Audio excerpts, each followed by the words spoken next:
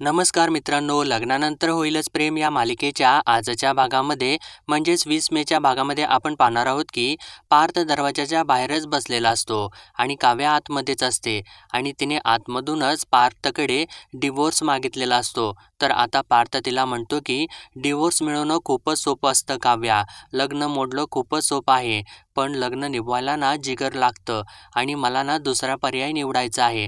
असं सांगितल्यानंतर आता काव्या त्याला सांगते की पण मला तर ना पहिला आणि सोपा पर्यायच पाहिजे आहे. मी तर ना खूप प्रयत्न केलेले आहेत. आज बरोबर 1 महिना घालवलेला आहे मी तुमच्यासोबत, पण काहीसुद्धा बदल झालेला नाही माझ्यामध्ये.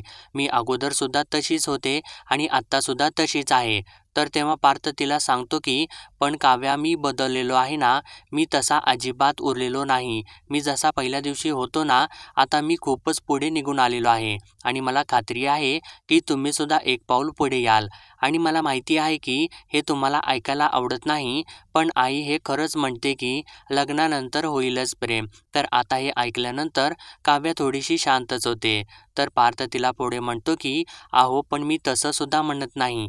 मी तर म्हणतो की लग्नानंतर आपल्यात मैत्री होईलच, पण त्यासाठी तुम्हाला एक चान्स तरी मला द्यावाच लागेल ना.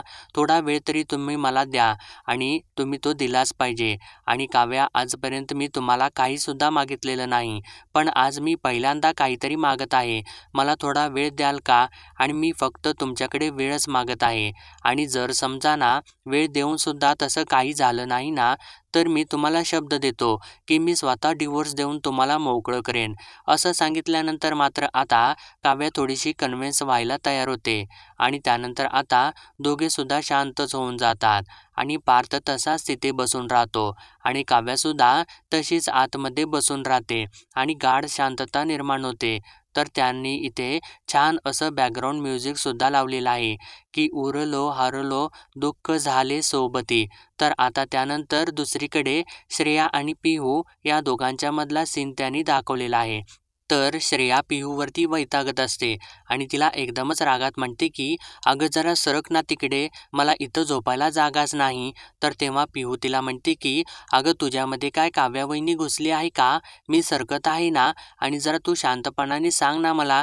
तर तेव्हा श्रेया तिला म्हणते की काव्या वहिनी ना तर माझ्या डोक्यातच गेलेली आहे. तर तेव्हा पिहूसुद्धा तिला म्हणते की बघ ना, मला तर आता इतकं मोकळं वाटत आहे आणि मला तर असं वाटत आहे की मी उगाचच इतका मेकअप वगैरे केला, उगाचच इतकी रेडी झाले आणि किती छान डेकोरेशन केलेलं होतं आपण त्यांच्या फर्स्ट मंथसाठी, पण यांना ना तर काही फरकच पडत नाही, असं ती सांगत असते. तर त्यावेळेस श्रेया तिला म्हणते की तुला या सगळ्या गोष्टींचं पडलेलं आहे का? पण मी तर माझ्या फ्रेंड्सकडे जाणार होते, मूव्ही नाईट्स होती तिकडे आणि ते सगळं काही सोडून ना मी इकडं घरीच थांबलेले आहे. तर पिहूचं काही वेगळंच चाललेलं असतं. ती म्हणते की बघ ना, मला तर ना हवा तेवढा केक खाताच आला नाही. तर श्रेया आता तिच्यावरती भडकते आणि म्हणते की अगं तू काय जरा स्टुपिड आहेस का? इथे घरामध्ये काय चालू आहे आणि तुझं काय चाललेलं आहे? तर तेव्हा पिहू तिला म्हणते की अरे घरामध्ये ना महिनाभर झालं ना तेच सुरू आहे, त्याच्यासाठी मी काय माझं खाणं पिणं सोडू का गं? आणि खरंच सांगत आहे, म्हणजे बघ मी इतके दिवस घरामध्ये नव्हते, समर कॅम्पसाठी गेलेले होते, पोएट्री वर्कशॉपसाठी गेलेले होते. मग मी जेव्हा घरी आले ना तेव्हा मला असं वाटलं की सगळं काही चेंज झालं असेल, मस्त झालं असेल, छान सगळं, पण यांची फाईट तर काय संपतच नाही. तर तेव्हा श्रेया तिला म्हणते की this is all because of Kavya वहिनी. सगळ्यांनी हे लग्न मान्य केलेलं आहे, फक्त तिलाच काय तो प्रॉब्लेम आहे. आणि खरं तर पिहू ती इतकी मोठी आहे ना, पण कधी कधी ना ती इतकी इमॅच्युअर वागते ना, की कशी वागते ती पार्थदादासोबत मला तर अजिबात आवडत नाही ते, असं ती सांगत असते. तर तेव्हा आता मित्रांनो पिहूला तो क्षण आठवू लागतो की ज्यावेळेस जीवाने पार्थ आणि नंदिनीच्या लग्नामध्ये काव्याला फ्लाइंग किस दिलेला असतो आणि काव्यानं तो फ्लाइंग किस नेहमीप्रमाणे अडवलेला असतो. तो क्षण आठवल्यानंतर आता पिहू शांतपणाने श्रेयाला म्हणते की ती इमॅच्युअर नाही, तर ती हेल्पलेस आहे ग. तर तेव्हा श्रेया तिला म्हणते की अगं पिहू, ती काही हेल्पलेस वगैरे नाही, ती आपला पार्थदादा किती हेल्प करतो ना तिची, किती चांगला वागतो ना तिच्यासोबत आणि ती नेहमी रूढच वागते त्याच्यासोबत, तिला त्याच्यासोबत प्रेमाने वागताच येत नाही का? असं ती म्हणत असताना पिहू अचानकपणेच म्हणते की अरे कसं वागणार ती चांगलं प्रेमाने? कारण तिचं तर अगोदरच जी असं म्हणून ती एकदमच गप्प होते. कारण तिच्या लक्षात येतं की आपण जे सांगायला नको ते सांगत आहोत. तर तेव्हा आता श्रेयाला तिचा डाऊट येऊ लागतो आणि श्रेया लगेचच तिला विचारू लागते की तिचं आणि जी असं काय म्हणत होतीस तू? तर तेव्हा पिहू काही न बोलता गप्पच होते. तर तेव्हा श्रेया परत परत तिला विचारू लागते. तर पिहू काही नाही असं म्हणून विषय टाळायचा प्रयत्न करत असते. तर तेव्हा श्रेया तिला म्हणते की पिहू माझ्यापासून काही लपवू नकोस आणि तुझी ना ती जुनी सवय आहे. मला चांगलंच माहिती आहे आणि मी तुला अगोदरच वॉर्न करत आहे. जर का उद्या तुझ्या लपवण्यामुळे जर तू पकडली गेलीस ना तर मी तुला वाचवायला येणार नाही. त्यामुळे प्लीज मला सांग नेमकं काय आहे ते. असं तिला खोदून खोदून ती विचारू लागते. तर तेव्हा पिहू तिला सांगू लागते की अगं ते ना तिचं असं म्हणते आणि सांगता सांगता काही नाही असं म्हणून ती एकदमच झोपून जाते आणि तिला ती काही सांगतच नाही. तर आता श्रेया मात्र कोड्यात पडते.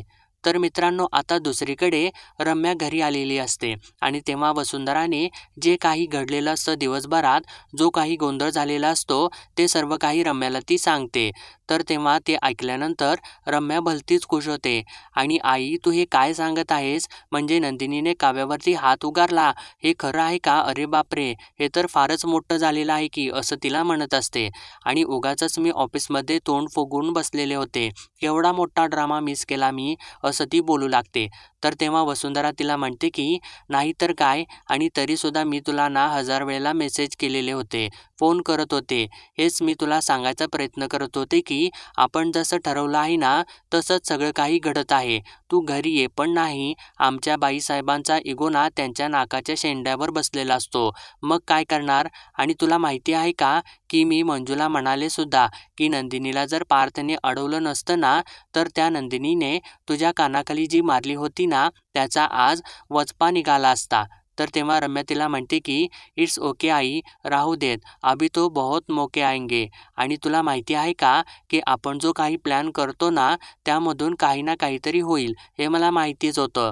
पण काव्या चक्क तुझ्या तोंडामध्ये केक कोंबेल हे मात्र मला वाटलं नव्हतं, असं म्हणत असते. तर तेव्हा वसुंधरा तिला म्हणते की पण बरं झालं तिने तसं केलं ते. तर रम्या का, असं तिला आश्चर्यानेच विचारते. तर वसुंधरा तिला सांगते की अगं तू का काय म्हणत आहेस? माझ्या डायबिटीजमुळे ना मला घरामध्ये कोणी गोड खाऊ देत नाही. आज निदान केक तरी खाता आला असता ना, असं म्हटल्यानंतर रम्या आणि वसुंधरा दोघीसुद्धा हसू लागतात. तर वसुंधरा पुढं म्हणते की पण तुला खरं सांगू का, तू जे काही सजेस्ट केलं होतंस ना ते व्यवस्थित वर्क झालेलं आहे. आणि म्हणजे आपण ठरवलं नव्हतं का की काहीसुद्धा झालं ना तरी पण आपण शांतच राहायचं. तशीच अगदी मी शांत राहिले आणि त्यामुळे ना त्या दोन्ही बहिणींच्या मध्ये चांगलं जुंपलं होतं आणि घरच्यांच्या समोर मी बिचारी ठरले. आणि काव्याला ना तिच्या मोठ्या बहिणीकडून घरचा आहेर सुद्धा मिळाला, तो सुद्धा चांगलाच. तर तेव्हा रम्या तिला म्हणते की ही सगळी गोष्ट आहे ना त्या इगोइस्टिक काव्याला आवडलेली नसणार आहे आणि आता ना या संधीचं आपण सोनं केलं पाहिजे. म्हणजे काव्या अगोदरच नंदिनीवरून खूपच चिडलेली असणार आहे. त्यात सगळ्यांच्या समोर पार्थला नवरा म्हटलं याचं गिल्ट सुद्धा तिला आलेलं असणार आहे, तो तर वेगळाच. असं ती सांगत असताना वसुंधरा सुद्धा उठूनच उभी राहते आणि तिच्याकडे धक्क्यानेच बघू लागते. तर तेव्हा रम्या तिला विचारते की काय झालं आई, तू अशी का बघत आहेस माझ्याकडे? तर तेव्हा वसुंधरा तिला म्हणते की अगं रम्या तू बरी आहेस ना? कारण काव्याने पार्थला सगळ्यांच्या समोर नवरा म्हटलेला आहे, म्हणून तू जेलस फील होत नाही का तुला, असं ती विचारू लागते. तर तेव्हा रम्या तिला सांगू लागते की मला जेलस फील होत नाही, कारण मला ना काव्याची नस कळालेली आहे.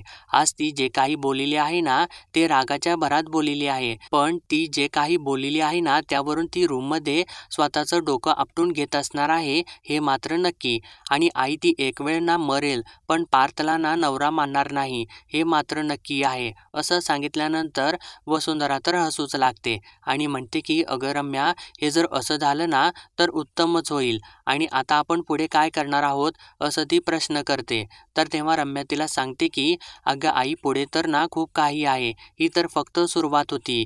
त्या नंदिनीला ना माझी पुढची चाल अजून माहितीच नाही. आता ती गाफील असेल आणि तेव्हाच ना मी काव्याला माझ्या जाळ्यात ओढीन. त्या नंदिनीने मला ससा कासवाची गोष्ट ऐकवली होती ना, मग आज त्या गोष्टीमध्ये एक बदल घडणार आहे. आज ससा आणि कासवाची मैत्री होणार आहे, असं ती सांगते. तर आता मित्रांनो, इकडे नंदिनी जीवासोबत भांडण करून खाली आलेली असते आणि तिला त्या गोष्टीचा खूपच त्रास होत असतो आणि तेव्हा तिला त्या दोघांच्या मधलं बोलणं जे झालेलं असतं, म्हणजे जो वाद झालेला असतो ते सर्व आठवत असतं. त्यावेळेस नंदिनी जीवाला म्हणत असते की मी माझ्याकडून तुमचा अपमान होणार नाही याची पूर्णपणे काळजी घेत असते. पण इतकी साधी गोष्ट मी तुमच्याकडून मागू शकत नाही का? मला असं वाटतं की मी ना जीवांना खुश करेन. आज मी त्यांचं दुःख कमी करेन.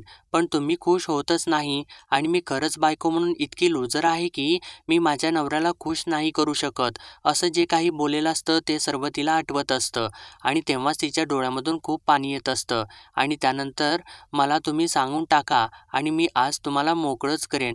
म्हणजे माझ्याबरोबर राहण्याची गरज नाही आणि मला सहन करण्याची सुद्धा गरज नाही. असं तिने बोललेलं असतं ते सुद्धा तिला आठवत असतं. इतक्यातच चक्क पार्थ तिच्यासमोर आईस्क्रीम धरतो आणि तेव्हा नंदिनी धक्क्यानेच त्याच्याकडे बघते. तर तेव्हा पार्थ तिला म्हणतो की रडू नका हो नंदिनी जीवा देशमुख, घ्या आईस्क्रीम खा. असं त्यानं म्हटल्यानंतर नंदिनी आपले डोळे पुसते आणि त्याला म्हणते की नाही मी रडत नाही आणि मला नको आहे आईस्क्रीम, मी माझ्या वाटचं खाल्लेलं आहे. तर तेव्हा पार्थ तिला म्हणतो की हे तुमच्या वाटचं नाहीच, हे तर जीवाच्या वाटचं आहे आणि जीवाने खाल्लेलं नाही. आणि म्हटलं की जीवाच्या तुम्ही ना बेटर हा आहात. सो जीवाने एखादं काम सुरू केलेलं अर्धवट ठेवलेलं या सगळ्या गोष्टींची जबाबदारी ना तुमचीच आहे ना आणि त्यानं खाल्लेलं नाही म्हणून तुम्ही खा. असं म्हणून तो परत तिला देत असतो आणि घ्या हो असं म्हणून तो तिला रिक्वेस्ट करतो.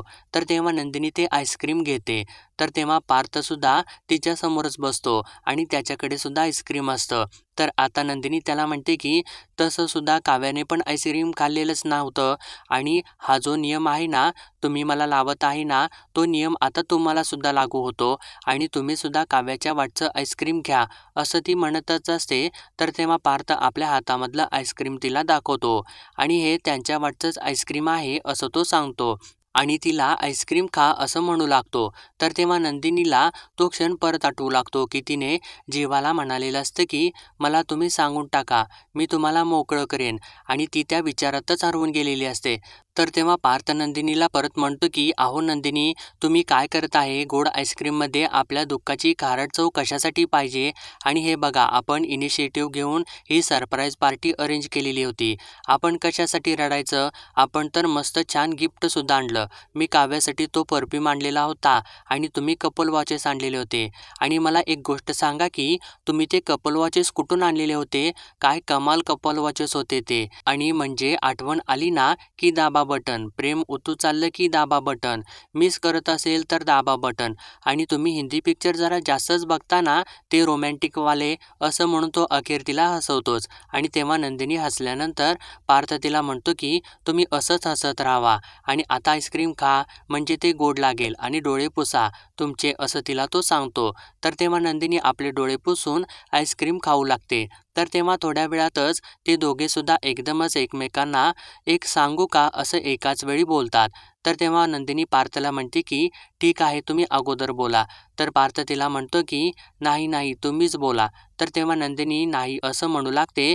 तर पार्थ तिला म्हणतो की हे बघा नंदिनी, जास्त ताणू नका, जे काही असेल ना ते सांगा आणि मी 1 2 3 आकडे मोजणार आहे, 3 म्हणायच्या अगोदर मला सांगा. असं म्हणून तो आकडे मोजायला सुरुवात करतोच. तर तेव्हा नंदिनी 3 म्हटल्या एकदमच बोलते की आज मी ना जीवाला डिवोर्स हवा आहे का असं म्हणून विचारून आलेले आहे, असं ती बोलूनच जाते. तर ते ऐकल्यानंतर मात्र पार्थच्या पायाखालची जमीनच सरकते. तर पार्थ तिला सांगतो की काव्याने सुद्धा माझ्याकडे तेच मागितलेलं आहे. तर आता तेव्हा नंदिनी उठूनच उभी राहते आणि म्हणते की डिवोर्स कसा काय मागितला तिने आणि ही मुलगी मूर्ख आहे का आणि तिला पोरखेळ वाटतो का हा सगळा? पण डिवोर्स हे तर सोल्युशन नाही ना सगळ्यावरचं. तर तेव्हा पार्थ सुद्धा उठून उभा राहतो आणि म्हणतो की हो सोल्युशन तर नाहीच ना आणि हीच गोष्ट तुम्हाला सुद्धा लागू होते नंदिनी. आणि जीवा कसा सुद्धा बोलू दे, कसा सुद्धा वागू दे, तुम्ही मागे हटायचं नाही आणि इतक्यात हार मानायची नाही नंदिनी. आणि कसं असतं ना, तुम्हाला मी सांगतो की काव्या तुमच्या घरामधली दुसरी मुलगी, जीवा आमच्या घरामधला दुसरा मुलगा. आणि जे हे मधले भावंड असतात ना त्यांना सतत असं वाटत असतं की घरामध्ये जे काही लाड होतात, प्रेम मिळतं ते फक्त मोठ्यांना आणि धाकट्यांना मिळतं. त्यांना असं वाटत असतं की आपल्याला कोणी काही विचारतच नाही, आपल्याला कोणी काही सांगतच नाही, आपल्याला कोणीच काउंट करत नाही आणि खरं तर तसं नसतं, पण तसं त्यांना वाटत असतं. तर आता नंदिनी थोडीशी वेगळ्या मूडमध्ये जाते आणि म्हणते की खरं आहे तुमचं आणि घरातल्या मोठ्या दादा आणि ताईपेक्षा घर हे कोणालाच कळत नाही. तर तेव्हा पार्थ तिला म्हणतो की करेक्ट आहे आणि काव्या आणि जीवाना लहान आहेत पण हट्टी खूप आहेत, पण त्यांना हे तर माहीतच नाही की आपण त्यांच्यापेक्षा जास्त हट्टी आणि जास्त हुशार आहे. त्याच्यामुळे आपण त्यांच्यासमोर हा डिवोर्स रूपी बॉम्ब आपण ठेवायचाच नाही असं तो बोलतो. तर तेव्हा नंदिनी त्याला म्हणते की मग आपण करायचं तरी काय? तर तेव्हा पार्थ तिला सांगतो की जे आमचे बाबा आम्ही लहान असताना ना करायचे तेच आपण करायचं. तर तेव्हा नंदिनी कुतूहलाने त्याला विचारते की बाबा काय करायचे? तर तेव्हा पार्थ तिला म्हणतो की या बसा मी तुम्हाला सगळं काही सांगतो. तर तेव्हा ते दोघे सुद्धा परत टेबलवरती बसतात. तर पार्थ म्हणतो की बाबा काय करायचे माहिती आहे का? की त्यांना असं वाटायचं की आम्ही मुलांनी ना फटाके फोडू नयेत, कारण त्याच्यामुळे प्रदूषण होतं, फटाके फोडताना हाताला लागू शकतं, डोळ्याला लागू शकतं. ते आमचं सगळं काही लक्ष रॉकेट आणि सुतळी बॉम्बवरून कंदील आणि फराळाकडे वळवायचे. नंतर आम्ही सुद्धा हळूहळू त्या सगळ्या गोष्टींना विसरलो आणि आम्हाला सुद्धा सवय झाली. नंतर आमची दिवाळी फटाक्यांची नाही तर कंदील आणि रोषणाईचा सण झाला, असं म्हणून तो हसू लागतो. तर तेव्हा नंदिनी त्याला म्हणते की तुमचे विचार तर खूपच छान आहेत, पण मग आपण आता काय करायचं असं ती परत विचारते. तर तेव्हा पार्थ तिला सांगतो की त्यांना ना आपण आशेची पणती दाखवायची आणि त्यांनी जर डिवोर्स रूपी बॉम्ब मागितला ना की हो म्हणायचं, फक्त होच म्हणायचं. पण आपण त्यांना ना मैत्रीच्या कंदिलाकडे वळवायचं. त्यांना हळूहळू जाणीव करून द्यायची की संसार हा दिवाळीसारखाच सुंदर सण आहे, कारण त्याच्यामध्ये ना मैत्रीचा कंदील झगमगतो. एक वेळ येईलच नंदिनी की ज्यावेळेस या दोघांना ना डिवोर्स नावाचा बॉम्ब आठवणारच नाही. ते ना कंदिलाच्या प्रकाशाने दिवाळीच्या प्रेमात पडतील, पण त्याला वेळ जाईल थोडासा. पण आपण ना आपले होप सोडायचेच नाहीत. तर तेव्हा नंदिनी म्हणते की खरंच काव्या खूप नशीबवान आहे. तर तेव्हा पार्थ तिला का असं विचारतो? तर नंदिनी म्हणते की किती छान बोलताना तुम्ही. तर तेव्हा पार्थ म्हणतो की पण तिने ना ते ऐकायला हवं ना, त्या तर ऐकतच नाहीत. पण तुमचं ऐकतील. प्लीज तुम्ही एकदा काव्यासोबत बोलाल का? काव्याला तुमच्या इतकं कोणीच समजू शकत नाही, मी सुद्धा नाही. प्लीज तुम्ही एकदा काव्यासोबत बोला बिफोर इट्स टू लेट. असं सांगितल्यानंतर नंदिनी थोडीशी शांतच होते. तर आता इकडे काव्या रूममध्ये असते आणि बाहेरून दरवाजा वाजवल्याचा आवाज होतो. तर काव्या परत तेच वाक्य बोलते की मला तुमच्यासोबत बोलायचं नाही पार्थ, तुम्ही इथून जा. तर तेव्हा इकडे बाहेर पार्थ नाही तर रम्या आलेली असते आणि ती बाहेरून म्हणते की पार्थ नाही मी तर रम्या आहे. तर तेव्हा काव्याला धक्काच बसतो. तर आता रम्या एकदम गोड आवाजामध्ये तू रडत आहेस का काव्या असं विचारते आणि हे बघ मला माहिती आहे तू रडत आहेस, प्लीज तू रडू नकोस, दार उघड ना आणि मी बाहेर एकटीच आहे असं बोलल्यानंतर आता काव्या रागारागातच एकदमच दरवाजा उघडते. तर तेव्हा लगेचच दरवाजा उघडल्यानंतर रम्या पण थोडी शॉकच होते आणि आत येऊ का असं तिला विचारते. तर तेव्हा आत गेल्यानंतर रम्या दरवाजा परत बंद करते आणि काव्याला आय एम सॉरी काव्या असं बोलते.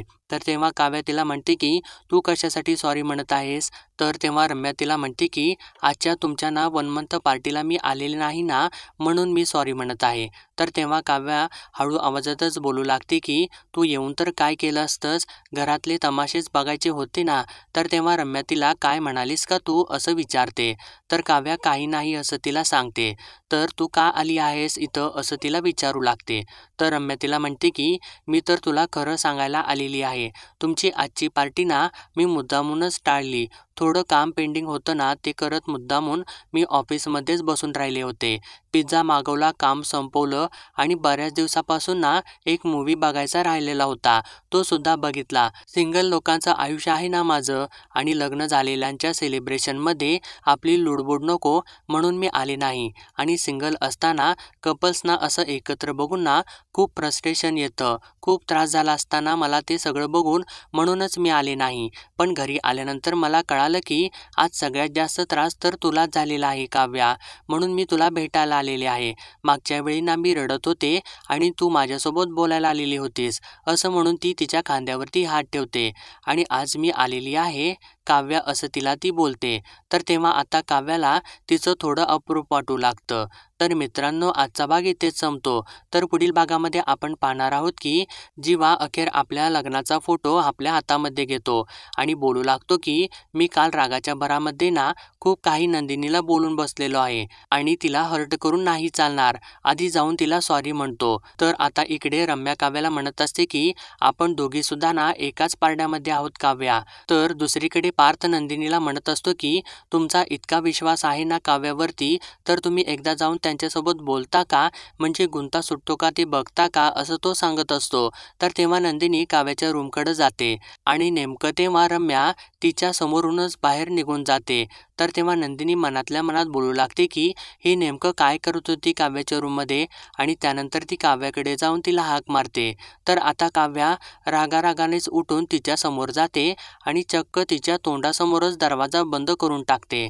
तर तेव्हा नंदिनीला त्या गोष्टीचा खूपच मोठा धक्का बसतो. तर मित्रांनो, पुढील अपडेटसाठी आपल्या चॅनलला सबस्क्राईब करा.